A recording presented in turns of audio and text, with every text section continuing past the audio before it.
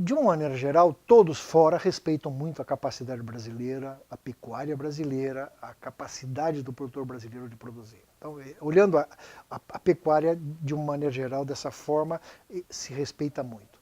Se respeita muito a nossa capacidade de criar novos cultivares, de desenvolver novos pastos. Se a gente hoje olhar o mercado mundial, a gente vai ver que o pasto mais semeado no mundo todo, falando do mundo tropical, no mundo todo é marandu. É a número 1, que foi criada aqui em Campo Grande, na Embrapa, né, ou lançada pela Embrapa. E se você olhar a segunda, a terceira, seguramente vão estar. Nós temos aí eu me lembro agora de 2 ou 3 pastos que não são brasileiros, ou que não foram lançados aqui, que é o caso da Decumbis, que veio da Austrália, o caso da umidícola, que também veio da Austrália. Quando a gente tira de lado esse tipo de pastagem, o restante, todo ele, são pastos que foram lançados no Brasil. Então, fora daqui, todo mundo nos respeita como produtores de carne, como produtores de gado, como genética e como produtores de sementes de boa qualidade. Qual é a diferença básica entre a semente que se exporta e a semente que é vendida no mercado interno? Nós exportamos sementes puras, de valores culturais muito elevados. E aqui no Brasil, se você for ver, a maior quantidade de sementes que são comercializadas são de valores culturais menores. Talvez por uma questão de transporte, evidentemente que transportar sementes daqui para o México é muito mais custoso do que transportar daqui de São Paulo para o Mato Grosso, evidentemente, né? Então se transporta muito menos semente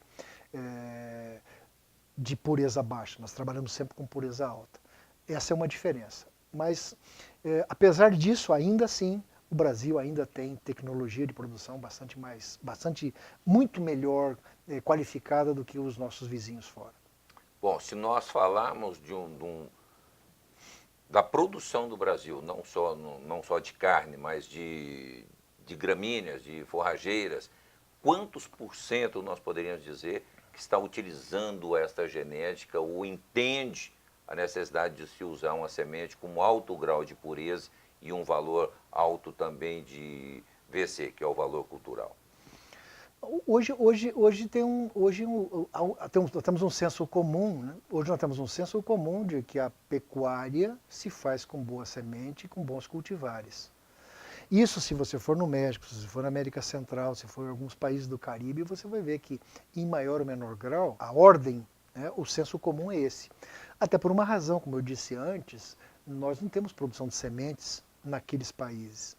Por uma razão climática, por uma razão ecológica, por a soma de vários componentes aí, nós não temos volume de produção nesses países ou produção comercial. Então eles são obrigados a virem aqui no Brasil a comprar, mas o fazem com toda naturalidade.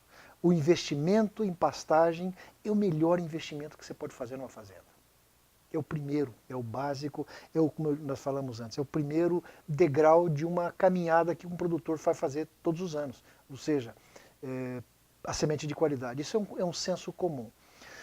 Você tem até países como recentemente estão vendo transformação na sua pecuária, que é o caso da Argentina, por exemplo, que a pecuária argentina se desloca cada vez mais da zona de Buenos Aires em direção ao norte, entre rios, correntes, todos os estados argentinos que estão muito ao norte, como Salta e outros. O que nós estamos vendo?